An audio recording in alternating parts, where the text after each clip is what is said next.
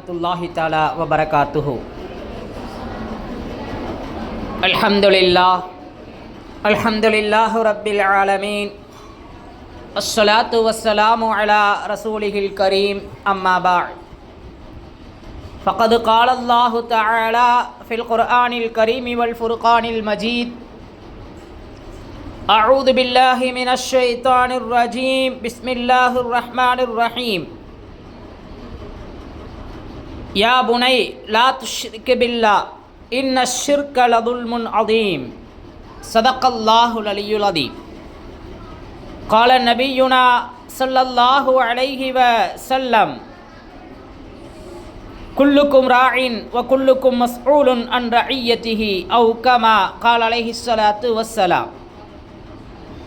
சுப்ஹானக லா இல்ம லனா இல்லா மா அல்லம்தனா இன்னக அன்தல் அலீமுல் ஹக்கீம். ரப்பி ஷ்ரஹ் லி ஸத்ரி வ யஸ்ஸிர் லி அம்ரி வஹ்லுல் உக்ததம் மின் லிசானி யஃப்கஹு கௌலி. அல்லாஹும்ம ஸல்லி அலா சய்யிதினா நபியினா மௌலானா முஹம்மதின் திப்பில் குலூபி வ தவாஇஹா வ ஆஃபியத்தில் அப்தானி வ ஷிஃபாயிஹா வ நூரில் அப்சாரி வ தியாயிஹா வ அலா ஆலிஹி வ ஸஹ்பிஹி வ ஸல்லிம். அல்ஹம்துலில்லாஹ். அருளாளன் அன்பாளன் அல்லாஹுவின் திருப்பெயரால் 203வது பெண்கள் பயான் நிகழ்வை ஆரம்பம் செய்கிறேன்.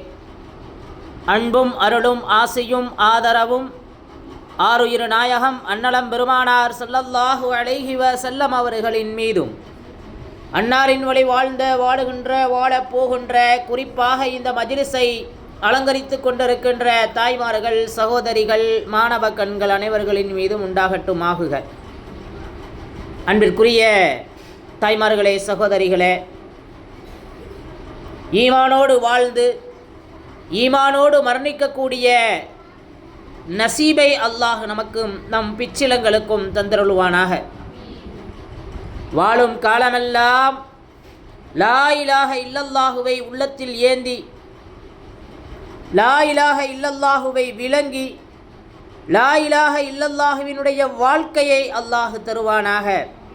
மரணத்தின் நேரத்திலும் நம்முடைய நாவு லா இலாஹ இல்லல்லாஹ் முஹம்மதுர் ரசூலுல்லாஹ் என்று மொழியக்கூடிய நசீபை அல்லாஹ் தந்தருள்வானாக. இது போன்ற மஜ்லிஸுகளை அல்லாஹ் கபூல் செய்வானாக. அன்பிற்குரிய தாய்மார்களே, சகோதரிகளே, நவீன காலகட்டத்திலே நாம் வாழ்ந்து கொண்டிருக்கிறோம். இன்று இருக்கக்கூடிய இந்த பெற்றோர்கள், இவர்களுடைய பிள்ளைகள் வேற்று கிரகவாசிகளைப் போல இருவருக்கும் மத்தியில் உண்டான அந்த வேறுபாடு இருக்கிறதே, முந்தைய தலைமுறைக்கும் இன்றைய ஜென்ரேஷனுக்கும் மத்தியில் இருக்கக்கூடிய அந்த தூரம், என் பிள்ளை என் வயிற்றில் பிறந்தது அப்படின்னு நாம் நினைக்கலாம்.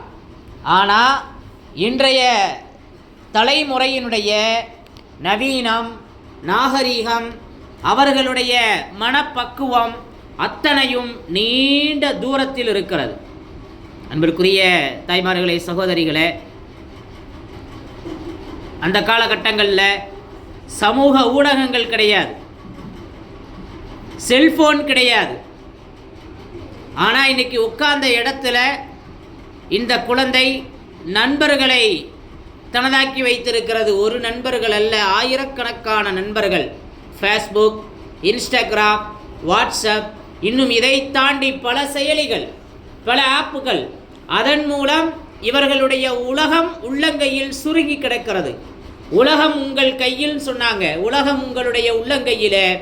இந்த இணையதளத்தின் மூலமாக மிகவும் சுருங்கி அவர்களுடைய சிந்தனையையும் சுருக்கி வைத்திருக்கிறது.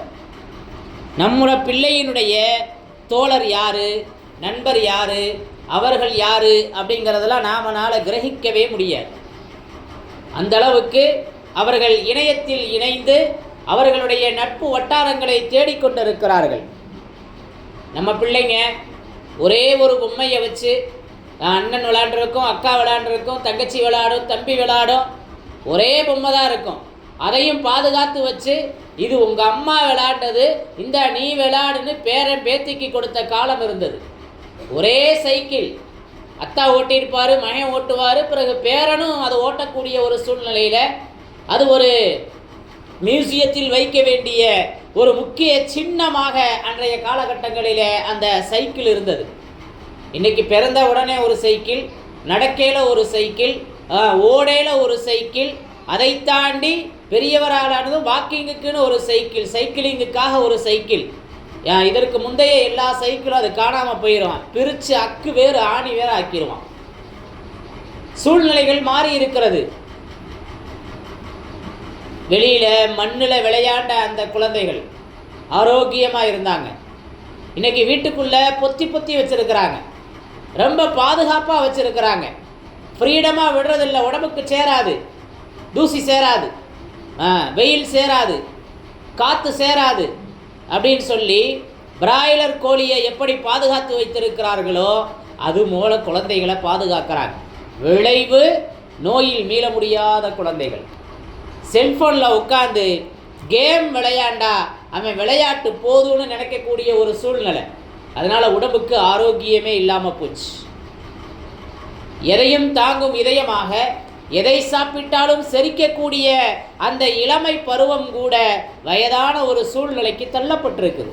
இப்படி காலங்கள் மாறிப்போச்சு. டிஜிட்டல் இந்தியாவில் நவீனங்கள் பெருகி போனதனுடைய விளைவு. எனவே குழந்தைகளினுடைய சிந்தனைக்கும் அவர்களை பெற்ற பெற்றோர்களினுடைய சிந்தனைக்கும் நீண்ட தூரம் இருக்கிறது. நான் எவ்வளவு கஷ்டப்பட்டு வளர்ந்துருக்கேன் தெரியுமா, நான் எவ்வளவு சிரமப்பட்டிருக்கேன் தெரியுமா. ஆனால் இன்றைக்கி இருக்கக்கூடிய குழந்தைகளுக்கு எந்த சிரமமுமே இல்லை. நான் தான் கஷ்டப்பட்டிருக்கேன், என் பிள்ளை கஷ்டப்படக்கூடாது, என் பிள்ளை சிரமப்படக்கூடாது. தேவையை தாண்டி ஒரு பொருள் அது தேவையா அப்படின்னு யோசிக்கிறதுக்கு முன்னாடி அதை பற்றி எந்த யோசனையும் இல்லாமல் வாங்கி கொடுக்கக்கூடிய பெற்றோர்கள். ஒரு ஆடை இருக்கும்போது இன்னொரு ஆடை, ஒரு செருப்பு இருக்கும்போது இன்னொரு செருப்பு என்று ஆடம்பரங்கள் பெருகி இருக்கிறது. எனவே செருப்பினுடைய அந்த பொருளினுடைய தேவையை உணராமல், அந்த பொருளினுடைய மதிப்பை உணராமல் இன்றைய குழந்தைகள் வளருகிறார்கள். அன்பிற்குரியவர்களே, எதை வேண்டுமானாலும் ஜீரணித்துக் கொள்ளலாம், எந்த வளர்ப்பை வேண்டுமானாலும் பொறுத்து கொள்ளலாம், சமரசம் செய்து கொள்ளலாம். ஆனால் ஒரே ஒரு விஷயம் இருக்குது, அதில் நாம் சமரசமே செய்ய முடியாது. மார்க்கம் என்பதை தாண்டி ஈமானில் நாம் எந்த இடத்துலையும் சமரசம் செய்ய முடியாது. ஆனால் இன்றைக்கி இருக்கக்கூடிய பிள்ளைங்க, இன்றைக்கி இருக்கக்கூடிய ஜென்ரேஷன் என்ன நினைக்கிறாங்க யோசிச்சு பாருங்க. அன்பிற்குரிய தாய்மார்களே, சகோதரிகளே, இன்று இருக்கக்கூடிய பிள்ளைகளினுடைய நிலை, நான் யார், நான் முஸ்லீம் அப்படிங்கிறத தாண்டி நான் ஒரு மனுஷன், எனக்குன்னு சில சுய விருப்பங்கள் இருக்கிறது. எனவே நான் என்னுடைய விஷயத்தை நான் தான் முடிவெடுப்பேன்.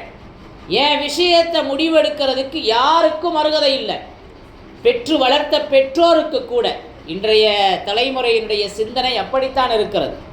எனவே அவர்களுடைய வாழ்க்கையை தேர்ந்தெடுக்கிறாங்க. எனவே ஈமானோடு இருக்கணுமா இல்லையாங்கிறதுல மிகப்பெரிய தூரத்தில் இருக்கிறாங்க. என் வாழ்க்கை நான் தேர்ந்தெடுத்திருக்கேன், எங்கள் அத்தா தொப்பி வச்சு முஸ்லீமாக வாழ்ந்திருந்தா எனக்கு என்ன, நான் எங்கள் ஊருக்கு போனால் தானே பிரச்சனை, நான் தான் என் ஊருக்கே போக மாட்டேனே, நான் ஒரு இன்னொரு இடத்துக்கு போயிடுவேன், என் தொழிலுக்காக என் வேலைக்காக நீண்ட தூரம் போயிடுவேன், அங்கே நான் யாரை திருமணம் செய்து வாழ்ந்தால் என்ன. இப்படிப்பட்ட போங்கு வளர்ந்து கொண்டிருப்பது வேதனையிலும் வேதனை. அன்பிற்குரிய தாய்மார்களே, சகோதரிகளே, எனவே நமது குழந்தைகளினுடைய வளர்ப்பில் சில விஷயங்களை நாம் கடைபிடிக்க வேண்டிய மிகப்பெரிய சவாலில் இருக்கிறோம். அடையாள குழப்பம் என்பது இன்றைய இளைஞர்களினுடைய மிகப்பெரிய கேள்வியாக இருக்குது. நான் யார், என் மதத்தை விட புகழை தேடுகிறார்கள், அறிவை விட ஃபாலோவர்ஸை தேடுகிறார்கள், நல்ல பெயரை விட ட்ரெண்டிங்கை தேடுகிறார்கள். இன்றைக்கி நான் முன்னிலையில் இருக்கணும், அது ரைட்டா சரியா, அதாவது சரியா தவறா அதை பற்றி எனக்கு கவலை இல்லை, எதா இருந்தாலும் நான் முன்னிலையாக இருக்கணும், ட்ரெண்டாக இருக்கணும். அல்லாஹ் சொல்கிறா, வலக்கது கர்ரம்னா பனி ஆதம, ஆதமின் மக்களை நாங்கள் கண்ணியமான படைப்பாக படைச்சிருக்கிறோம் அப்படிங்கிறான். ஒரு முஸ்லீமுக்கான மதிப்பு எங்கே இருக்குது? ஒரு இஸ்லாமியனுக்கான மதிப்பு எங்கே இருக்குது? லைக்குகளில் இல்லை, ஃபாலோவர்ஸில் இல்லை, அல்லாஹ்வுடைய பார்வையில் இருக்குது. எனவே பெற்றோர்களுக்கு ஒரு கேள்வி, நம்ம குழந்தைகளுக்கு விலை உயர்ந்த கைபேசிகளை வாங்கி தர்றோம், லேப்டாப்பை வாங்கி தர்றோம், டேப்பை வாங்கி தர்றோம், ஆனால் குரானோட உட்காந்து கொஞ்சம் நேரத்தை அவர்களோடு செலவிடுறோமா?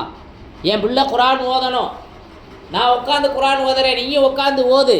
எத்துணை பெற்றோர்கள் டியூஷனுக்காக ஆயிரக்கணக்கில் செலவு செய்கிறோம், மதரசாவுக்கு அனுப்புறதில் அலட்சியம் காட்டுறோம், அவர்களுடைய எதிர்கால வேலையை பற்றி கவலைப்படுகிறோம், ஆனால் அவர்களுடைய ஆகிரத்தினுடைய வெற்றியை பற்றி கவலைப்படுகிறோமா? அன்பிற்குரிய தாய்மார்களே, சகோதரிகளே, இன்றைய தலைமுறையினுடைய மிகப்பெரிய பிரச்சனை என்னன்னு சொன்னால் தொழில்நுட்பம் அல்ல, திசையில்லாத தொழில்நுட்ப பயன்பாடு என்பதை விளங்கிக் கொள்ள வேண்டும். இன்னைக்கு தொழில்நுட்பம் இல்லாமல் வாழ்க்கையே இல்லை. இன்னைக்கு தொழில்நுட்பம் இல்லாமல் வாழவே முடியாது. எல்லாமே ஈசேவை மையத்துக்குள்ளே தான் இருக்குது, எல்லாமே இணையத்தினுடைய பயன்பாட்டில் தான் இருக்குது. செல்ஃபோனுக்குள்ள அத்தனையும், ஸ்கூல் படிப்பில் இருந்து அத்தனையுமே செல்ஃபோனுக்குள்ளே அடங்கி போச்சு. கபரஸ்தான் 6 அடி அப்படின்னு சொல்கிறோம். அந்த 6 அடி மாதிரி ஒரு சின்ன ஒரு கையடக்க அந்த அலைபேசியில் இன்னைக்கு மனிதனுடைய வாழ்வு சுருங்கி இருக்கிறது என்று சொன்னால் கொஞ்சம் நாம் நம்முடைய சூழ்நிலைகளை கொஞ்சம் பரிசோதிக்க கடமைப்பட்டு இருக்கின்றோம். அன்பிற்குரிய தாய்மார்களே, சகோதரிகளே, எனவே இன்றைய சமூகத்தினுடைய எதிரி இணையம் அல்ல, ஈமான் இல்லாத, வழிகாட்டுதல் இல்லாத இணைய பயணம். ஈமான் இருக்கும் பட்சத்தில் அவர்கள் எந்த இடத்துக்கு போனாலும் பயப்பட வேண்டியதில்லை. இத்தகில்லாஹ் ஹைசுமா குன்த, அது கடைவீதிக்கு மட்டுமல்ல, வீட்டில் இருக்கும்போது மட்டுமல்ல,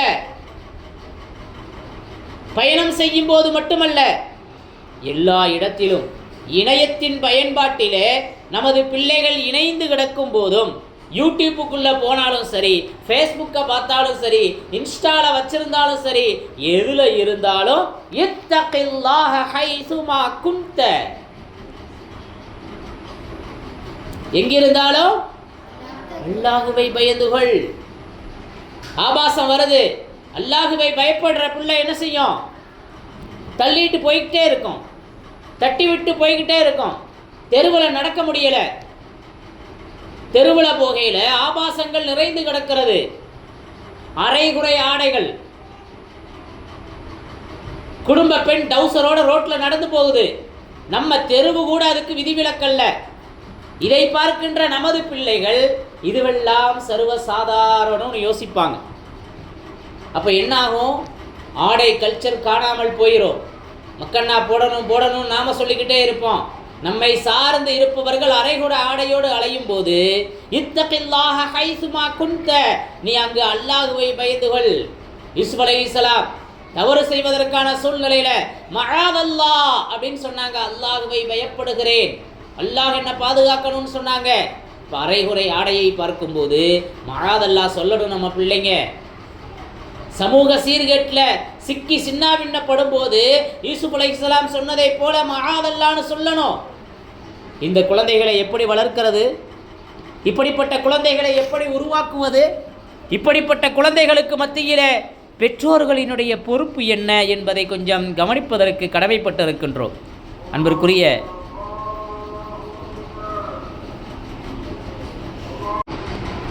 அன்பிற்குரிய தாய்மார்களே, சகோதரிகளே, நமது குழந்தைகளை நாம் பாதுகாப்பதற்கு பெற்றோர்கள் கையில் எடுக்க வேண்டிய முதல் ஆயுதம், முதல் விஷயம் துஆ. இன்றைக்கி இந்த பெற்றோர்கள் துஆவை மறந்து விட்டார்கள். பிள்ளைக்கு படிப்பு வரலை, பிள்ளை படிக்க மாட்டான், என்ன செய்கிறது? நல்ல டியூஷனுக்கு அனுப்பணும். ஸ்கூலில் இருக்கிற டீச்சர்கிட்டையே என்ன செய்யணும்? டியூஷனுக்கு அனுப்பினா தான் நல்லா படிப்பு வரும் அப்படின்னு நினைக்கிறாங்க. கோச்சிங் சென்டர்களை தேடுறாங்க, டியூஷன் சென்டர்களை தேடுறாங்க, அவர்களுக்கான கரியருக்கான அந்த கைடன்ஸுக்கான வழிகாட்டுதலை தேடுறாங்க. ஆனால் இதையெல்லாம் விட தன் பிள்ளைக்காக தன்னுடைய பெற்றோர்கள் அவர்களின் பிள்ளைகளினுடைய எதிர்காலத்தில் சிறப்பாக வேண்டும் என்பதற்காக இரவுல எந்திரிச்சு, யா அல்லாஹ் என் குழந்தையினுடைய ஈமானை காப்பாற்று என்று கண்ணீர் விட்டு கதறி அழுகும்போது அல்லாஹ் அதை கபூல் செய்து விடுவார். அன்பிற்குரிய தாய்மார்களே, இப்ராஹிம் அலைஹிஸ்ஸலாம் நபிமார்களுக்கெல்லாம் தலைவராக இருந்தாங்க. தந்தை இப்ராஹிம் அலைஹிஸ்ஸலாம், ரப்பி ஜஅல்னி முகீமஸ் ஸலாத்தி வ மின் துர்ரியத்தி ரப்பனா வ தகப்பல் துஆ, இறைவா என்னையும் என் சந்ததிகளையும் தொழுகையை நிலைநிறுத்துபவர்களாக ஆக்கு, என் துஆவை கபூல் செய் அப்படின்னு கேட்டாங்க. ஒரு பெற்றோர் தன் பிள்ளைக்கு எப்படி துஆ செய்யணும், என்ன கொடுக்கணுங்கிறதுக்கான அற்புத முன் உதாரணம் இப்ராஹிம் அலைஹிஸ்ஸலாம். என்ன கேட்டாங்க?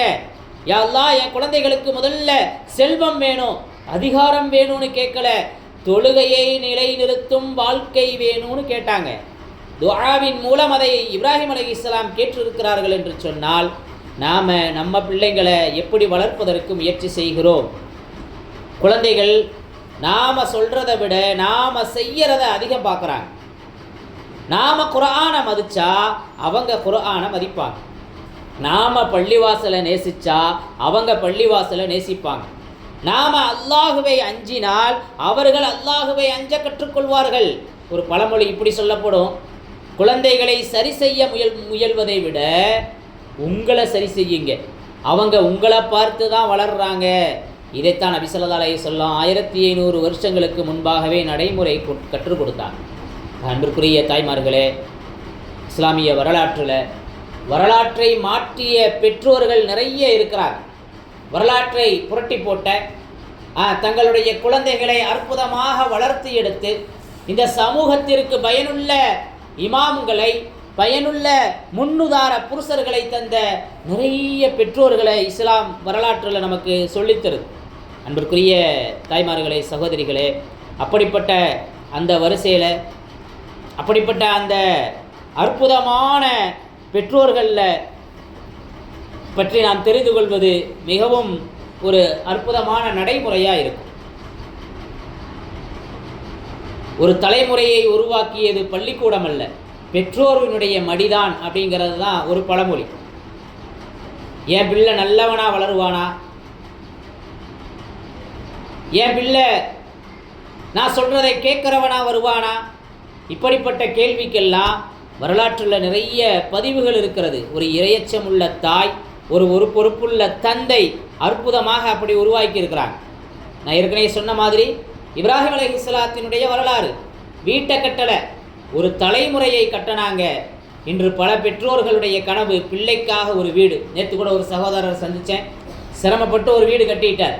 சொன்னார், இன்னும் கொஞ்சம் இடம் இருக்குது, அங்கே கொஞ்சம் இடம் இருக்குது, அந்த இடத்த விற்றுட்டு இந்த இடத்துல இன்னொரு வீடு கட்டிடணும், நாம் இருக்கும்போதே அந்த வீடு மூத்த பிள்ளைக்கு, இந்த வீடு இளைய பிள்ளைக்கு அப்படின்னு சொன்னார். இன்றைக்கி நிறைய பெற்றோர்களினுடைய சிந்தனை இப்படித்தான் இருக்குது, தவறல்ல. ஆனால் அதை தாண்டி நாம் ஒரு விஷயத்தை கவனிக்கணும். இப்போ இப்ராஹிம் அலைஹிஸ்ஸலாம் வீட்டை கட்டலை, தலைமுறையை கட்டினாங்க.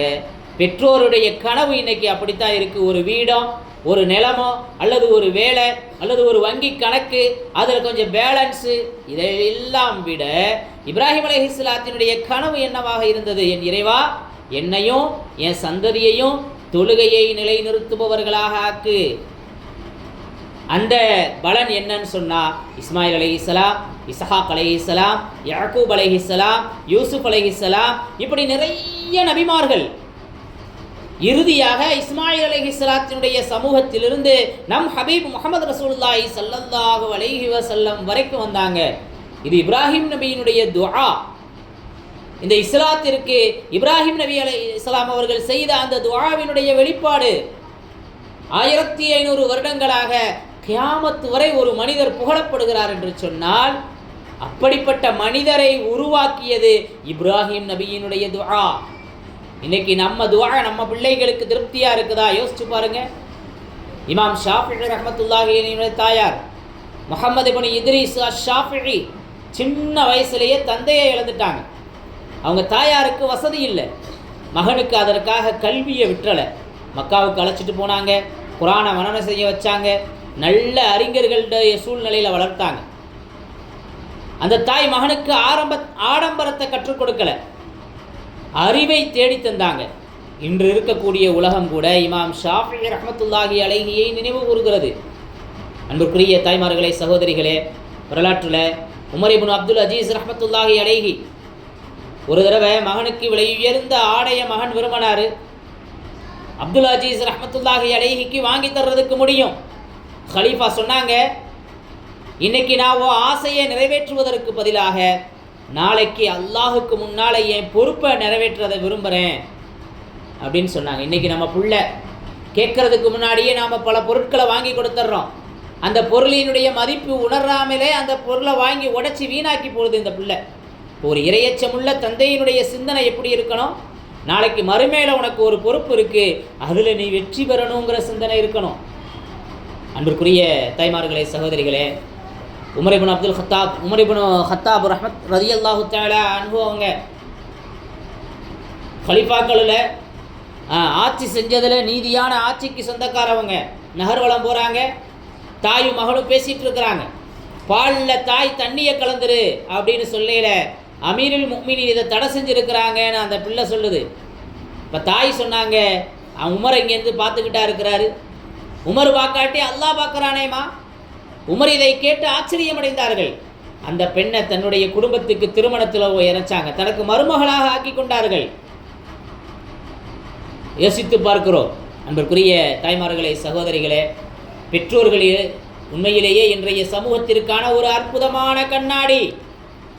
நாம் நம்ம கண்ணாடியில் பார்த்தா என்ன தெரியும்? இப்போ நம்ம பிள்ளைங்க நம்மளை பார்க்கும்போது நாம் அவங்களுக்கு தெரியும். இப்போ நாம் அவங்களுக்கு தெரிகிறோன்னு சொன்னால் நாம் எப்படி இருக்கணும்? இரையச்சமுள்ள பெற்றோர்களாக இருக்கும் பட்சத்தில் நமது பிள்ளைகள் இரையச்சமுள்ளவர்களாக உருவாகுவாங்க. இன்றைக்கி 10th +1 படிக்கிறியா, 10th என்ன மார்க்குமா வாங்கினேன் கேட்காதவங்க யாராவது இருக்காங்களா? மார்க்கை நோக்கி இந்த உலகம் ஓடிக்கொண்டு இருக்கிறது. எத்தனை பேர் குழந்தைகளை பார்த்த உடனே மதரசாவுக்கு போறியா, சூறாக்களை மனப்பாடம் பண்ணியிருக்கியா அப்படின்னு கேட்குற பெற்றோர்கள், கேட்கின்ற உறவினர்கள் எத்துணை பேர்? 10th அப்போ நல்லா படிக்கணும், +2 நல்ல மார்க் வாங்கணும், இதை சொல்லுவாங்க. சொல்ல வேணான்னு சொல்லலை, இதை விட கேட்க வேண்டிய, முக்கியத்துவப்படுத்த வேண்டிய சில கேள்விகள் இருக்கிறது. இன்னைக்கு குர்ஆன் ஓதனையா, படித்து முடிச்சு வேலைக்கு போறியா, எவ்வளவு சம்பளம் வாங்குற கேட்குறாங்க. உன்னிடத்திலே எவ்வளவு தக்குவா இருக்கிறது? ஒரு வீடு, 2 வீடு, 3 வீடு, 5 வீடுகளை விட்டு செல்லணும்னு நினைக்கிறாங்க. 5 நேர தொழுகையை நிறைவேற்றக்கூடிய பிள்ளைகளாக இருக்கிறாங்களா நம்ம பிள்ளைங்க? பல ஏக்கர் நிலங்களை, பல சொத்துக்களை பிள்ளைகளுக்காக சேர்க்குறோம். ஆனால் அந்த நிலங்கள் எல்லாம் இன்னைக்கு நிலத்தினுடைய மதிப்பு கூடி இருக்கிறது. பல நபர்கள் கோடீஸ்வரராக இருக்கிறாங்க, பெருமையாக நினைக்கிறாங்க நம்ம பிள்ளைங்களுக்காக நம்ம சேர்த்து வச்சிட்டோன்னு. ஆனால் குர்ஆனை நேசிக்கக்கூடிய இதயத்தை அவர்கள் உருவாக்கி இருக்கிறார்களா? மறுமையில் அந்த நிலம் நமக்கு சாட்சி சொல்லுமா? மறுமையில் அந்த நிலம் நமக்கு ஆதாரமாக இருக்குமா? இருக்காது. இதா மாத்த இப்னு ஆதம் அமலுஹு, இப்னு ஆதமினுடைய மகன் இறக்கும்போது எல்லா அமல்களும் துண்டிக்கப்படுது. இல்லாமல் சலாஸ், 3 தவிர. சொன்னாங்க நபி ஸல்லல்லாஹு அலைஹி வஸல்லம், வலதுன் சாலிஹுன் யதுஊஹு, தனக்காக துஆ செய்யக்கூடிய சாலிஹான குழந்தை, அதுதான் நாம் விட்டு செல்லக்கூடிய சொத்து. நிறைய படிச்சிருக்குது, நிறைய படிச்சிருக்கிறான், நல்ல சம்பளம் வாங்குறான், பெற்றோர் இறந்த உடனே துஆ செய்ய தெரியலை. ஜனாசா தொழுகையில் கலந்து கொள்ளாத பிள்ளைகள் இருக்கிறாங்க. ஜனாசா தொழுகையில் கலந்தும் என்ன துஆ ஓதுறதுன்னு தெரியலை. பிறகு என்ன வளர்ப்பு வளர்த்திருக்கிறோம்? நம்முடைய மௌத்திற்கு பின்பு நமக்காக துஆ செய்யக்கூடிய பிள்ளையை நாம் உருவாக்கலைன்னா இப்போ நம்மை விட கைசியதைவாளி வேற யாரும் இருப்பாங்களா? அன்பிற்குரிய தாய்மார்களே, சகோதரிகளே, நபி ஸல்லல்லாஹு அலைஹி வஸல்லம் பணக்கார மகனாக இருக்கணும்னு சொல்லலை, பட்டதாரி மகனாக இருக்கணும்னு சொல்லலை, நல்ல சாலிஹான பிள்ளையாக இருக்கணும்னு சொன்னாங்க. நல்ல சாலிஹான பிள்ளையாக இருக்கணும்னு சொன்னாங்க. அன்பிற்குரிய தாய்மார்களே, சகோதரிகளே, நமக்கெல்லாம் மௌத்து வந்துடும். ஜனாசாவுக்கு பக்கத்தில் நிறைய பேர் இருப்பாங்க, எல்லாரும் அழுவாங்க, சிலர் அழுகாமல் கூட இருப்பாங்க. ஆனால் கடைசியாக நமக்காக கைகளை ஏந்தி ரப்பனா ரப்பி ரஹமஹுமா கமா ரப்பயானி சகீரா அப்படின்னு துஆ செய்கிறது யாராக இருக்கும்? யோசிச்சு பாருங்க. ஈமானோடு வளர்த்த நமது பிள்ளை தான். யா அல்லாஹ், சின்ன வயசுல என்னைய எப்படி என் பெற்றோர் வளர்த்தார்களோ இது போல என் பெற்றோருடைய பாவங்களை மன்னிச்சிடுறா அல்லாஹ் அப்படின்னு அந்த பிள்ளை கேட்கும். எங்கே போய் கற்றுக்கொண்டால் இதை கேட்கும் அந்த பிள்ளை? மதரசாக்களை பயன்படுத்தும் போது, மதரசாக்களின் தொடர்போடு இருக்கும்போது. ஆக அன்பிற்குரிய தாய்மார்களே, சகோதரிகளே, ஒரு நல்ல பிள்ளை, ஒரு நல்ல சமூகம், ஒரு நல்ல தலைமுறை தற்செயலாக உருவாகாது. அது ஒரு தந்தையினுடைய முன்மாதிரி, அல்லது ஒரு தாயினுடைய கண்ணீர், அல்லது ஒரு வீட்டினுடைய குர்ஆனின் ஓசை, அல்லது ஒரு குடும்பத்தில் தொழுகிற அந்த தொழுகையினுடைய வெளிப்பாடு, அல்லது ஒரு சமூகத்தில் மதரசா போன்ற இடங்களில் கிடைக்கின்ற பரிசு, அல்லது ஒரு பள்ளிவாசலின் வழிகாட்டுதலால் உருவாகும் சமூகம் என்பதை விலகிக் கொள்ள கடமைப்பட்டிருக்கின்றோம். ஆக நல்ல தலைமுறை இது மாதிரியான சூழ்நிலைகளில் தான் உருவாகிறது. அன்பிற்குரிய தாய்மார்களே, சகோதரிகளே, எனவே நல்ல தலைமுறையை உருவாக்க வேண்டும் என்று சொன்னால் நம் சூழ்நிலைகள் எல்லாம் இஸ்லாமிய வழிகாட்டுதலிலே அமைத்துக் கொள்ள வேண்டும்.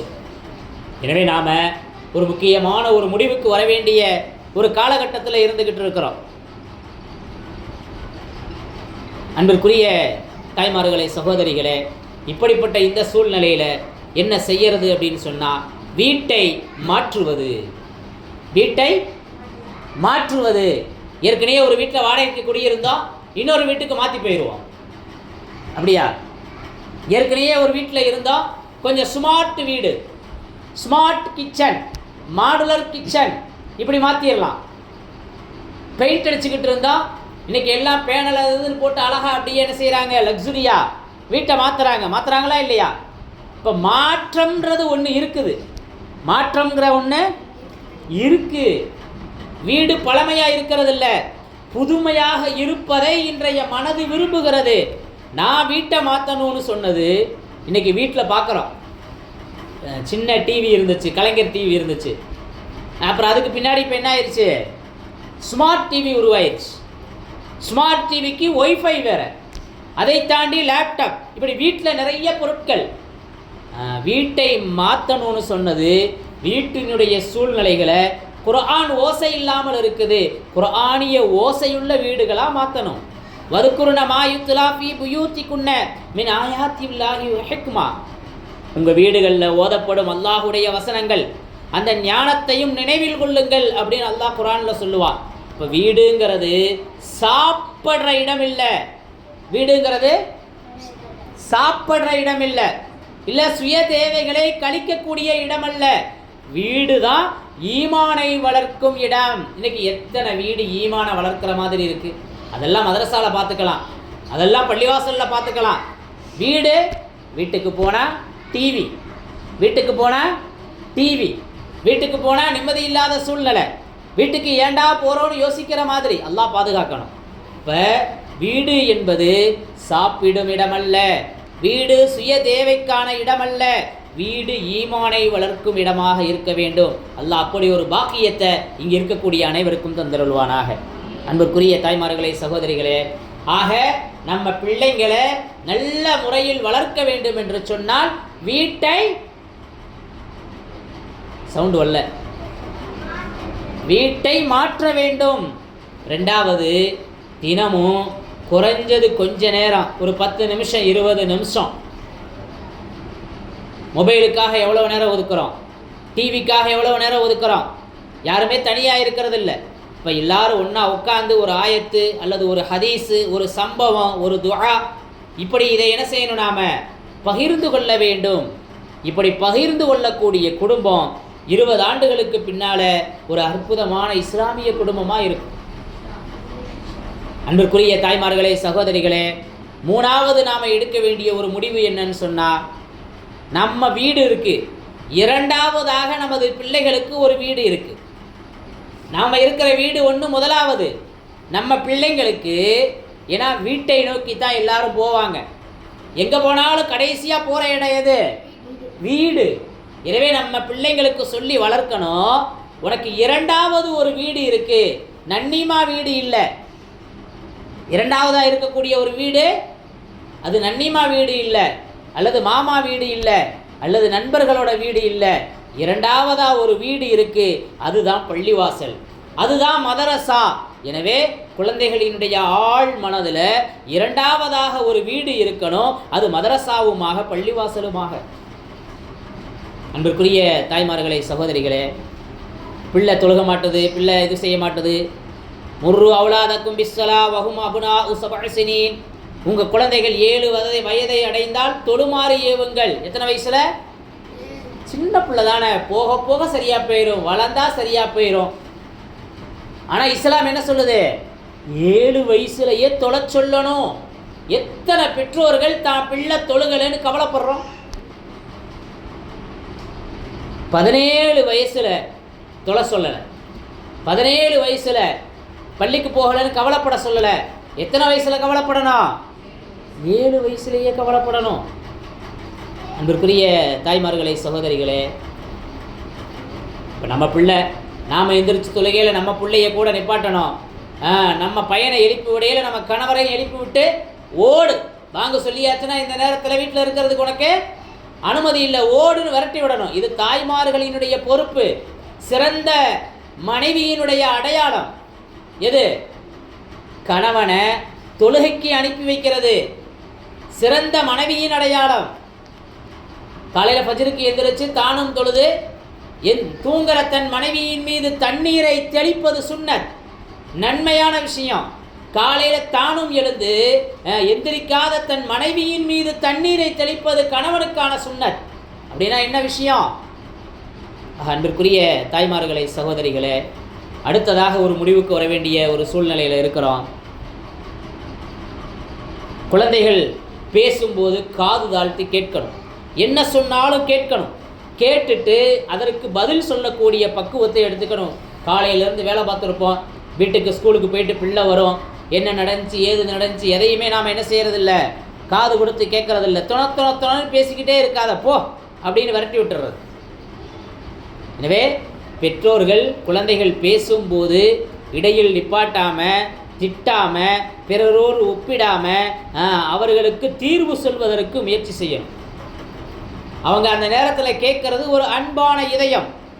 அந்த அன்பான இதயமாக தாய் இருந்து விட்டால், தந்தை இருந்து விட்டால், வளர்ந்ததற்கு பின்பு டீன் ஏஜ்னு சொல்லக்கூடிய பருவத்தில் அவர்களுடைய சுக துக்கங்களை சொல்வதற்கு இன்னொரு இதயத்தை தேட மாட்டாங்க. அன்பிற்குரிய தாய்மார்களே, சகோதரிகளே, அதே மாதிரி குழந்தைகளை தண்டிக்கிறத விட்டுறணும். தண்டிப்பதை விட வழிகாட்ட வேண்டும். ஒரு மனிதர் கிராமத்துவாசி பள்ளிவாசலுக்கு வந்தார், சிறுநீர் கழிச்சார்.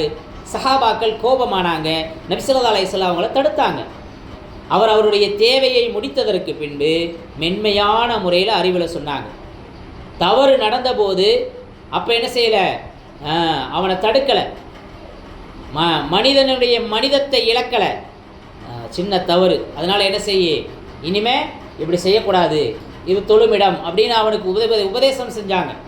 வீடுகளில் பிள்ளைகள்கிட்ட மாத கணக்கில் பேசாமல் இருக்கக்கூடிய சூழ்நிலை, மாத கணக்கில் சின்ன தவறுக்காக பிள்ளைகளை தண்டித்து தள்ளி வைக்கக்கூடிய அந்த சூழ்நிலைகள். வளர்ந்த பிள்ளைகள் வாலிபமானதும் தோளுக்கு மேலே வளர்ந்த பிள்ளை அவன்கிட்ட நான் பேசுறதில்லை, அவன் நான் சொன்னால் கேட்கறதில்லைன்னு சொல்லி ஒதுக்கி விட்ட பெற்றோர்கள் பாலும் கிணத்துல தான் பிள்ளையை தள்ளி விட்டாங்க. அல்லாஹ் பாதுகாக்கணும். ஆக அன்பிற்குரிய தாய்மார்களே, சகோதரிகளே, குழந்தைகளுக்காக சிறிது நேரம் கொடுக்க வேண்டும். சில விஷயங்களை அவர்களோடு பகிர்ந்து கொள்ள வேண்டும். அவர்களுக்கான சில வழிகாட்டுதல்களை செய்யணும். ஆறாவதாக ஒரு விஷயத்தை ஒரு முடிவுக்கு நாம் வரணும். குழந்தைகள் மாறுறாங்களோ இல்லையோ, பெற்றோர்களாகிய நீங்கள் மாற வேண்டும். பெற்றோர்களாகிய நீங்கள்னு சொன்னால் தப்பாகிறோம், நாம் மாறியாகணும். உங்களுடைய வார்த்தைகளை விட உங்கள் வாழ்க்கையைத்தான் பிள்ளைங்க படிக்கிறாங்க. நீங்கள் ஃபஜ்ருக்கு எழுந்தால் அவங்களும் எழுவாங்க, நீங்கள் குர்ஆன் ஓதினா அவங்களும் ஓதுவாங்க, நீங்கள் பொய் பேசலைனா அவங்க உண்மையை நேசிப்பாங்க. அன்பிற்குரிய தாய்மார்களே, சகோதரிகளே, ஒரு நாள் நாமெல்லாம் மூத்தாயிருவோம், கபூரில் இறக்கி வைப்பாங்க. நம்ம பிள்ளை, நம்ம நண்பர்கள், நம் மனைவி எல்லாம் அங்கங்கே திரும்பி போயிடுவாங்க. நாம் நம்ம கூடவே வச்சுருந்த வாகனம் 2 வீலர் கபரில் கொண்டு வந்து போட்டுருவாங்களா? 2 கலந்துருக்கும். நகமும் சதையும் போல இன்னைக்கு வாழ்க்கையில் பைக்கும் மனிதனும் இருக்கிறான். அவன் இறந்து போன உடனே அவன் பைக்கை கொண்டு வந்து அங்கே போடுறாங்களா? போட மாட்டாங்க. அடுத்த ஆள் எடுத்து ஓட்ட ஆரம்பிச்சிருவாங்க, இல்லை விற்றுருவாங்க. இப்போ நாம் ஓட்டின பைக்கு நம்மளோட இடைபிரியா நண்பனாக இருந்த அந்த வாகனம் நம் கூட வராது. மனைவி மக்களும் வரமாட்டாங்க, நண்பர்களும் வரமாட்டாங்க, எல்லாம் திரும்பி போயிடுவாங்க. பார்த்து பார்த்து காலத்தையும் அதற்கே செலவழித்து கட்டிய வீடு அங்கேயே நமக்கு கபர் தோண்டி வச்சுருவாங்களா? அங்கேயே வைக்க மாட்டாங்க. தூக்கி என்ன செஞ்சுருவாங்க? சீக்கிரமா ஜனாசாவை எப்போ தூக்கிட்டு போகிறது, மையத்தை எப்போ எடுப்பீங்கன்னு கேட்பாங்க. அன்பிற்குரிய தாய்மார்களே, சகோதரிகளே, எனவே நாம் அல்லாட்ட தொழுது அழுது வணங்கக்கூடிய கேட்கக்கூடிய அந்த துஆக்கள் அது நம்ம கபருக்கு வரும். நம்ம பிள்ளை எந்திரிச்சு தஹஜ்ஜுத் தொழுது அல்லது நம்ம கபருக்கு பக்கத்தில் வந்து உட்காந்து யா அல்லாஹ் என் தந்தையை மன்னித்து விடு, என் தாயை மன்னித்து விடு அப்படின்னு கேட்கக்கூடிய அந்த வார்த்தைகள் நம் கபரை ஒளியாக்கும். ஒரு தந்தை இறந்து போயிட்டாரு, ஹசன் பஸ்ரி ரஹ்மத்துல்லாஹி சொல்லி காட்டுவாங்க. ஒரு தந்தை இறந்து போனார். அப்போ வயிற்றில் நிறை மாதமாக இருந்தா தாய், குழந்தை பிறந்தது, வளர்ந்தது, பிஸ்மில்லான்னு அறிஞர்கிட்ட போய் பிஸ்மில்லாஹுவை கற்றுக்கொண்டது. அவருடைய கபரில் அந்தஸ்து உயர்ந்துச்சு. என்ன எனக்கு என்னைக்கும் இல்லாத சிறப்புன்னு கேட்கப்பட்ட உடனே உன் பிள்ளை இன்று பிஸ்மில்லா சொன்னது அப்படின்னு சொல்லப்பட்டுச்சு. அன்பிற்குரிய தாய்மார்களே, சகோதரிகளே, எனவே கபருடைய வாழ்க்கை தான் நிரந்தரமானது, கபருடைய வாழ்க்கை தான் உண்மையானது. அதற்கு முன் சேகரிப்பாக நமது பிள்ளைகளை உருவாக்கணுங்கிறது தான் எல்லா ஜென்ரேஷனுக்கும் எல்லா தலைமுறைக்கும் உரிய பொறுப்புங்கிறத விளங்கி கொள்ள கடமைப்பட்டிருக்கின்றோம். அன்பிற்குரிய தாய்மார்களே, சகோதரிகளே, எனவே நமது பிள்ளைகளுக்கான அந்த கடமையை உணர்ந்து ஒரு நல்ல பிள்ளைகளை, ஈமானுள்ள பிள்ளைகளை, இஸ்லாத்திற்கு முன்மாதிரியான பிள்ளைகளை, பெற்றோருக்கு துஆ செய்யக்கூடிய பிள்ளைகளை உருவாக்குவதற்கான நல் வாய்ப்பையும் வழிகாட்டுதலையும் அல்லாஹ் நமக்கு தருவானாக. வாஹிரு தஅவானா அல்ஹம்துலில்லாஹி ரப்பில் ஆலமீன். அஸ்ஸலாமு அலைக்கும் வரஹ்மத்துல்லாஹி தஆலா வ பரகாத்துஹு.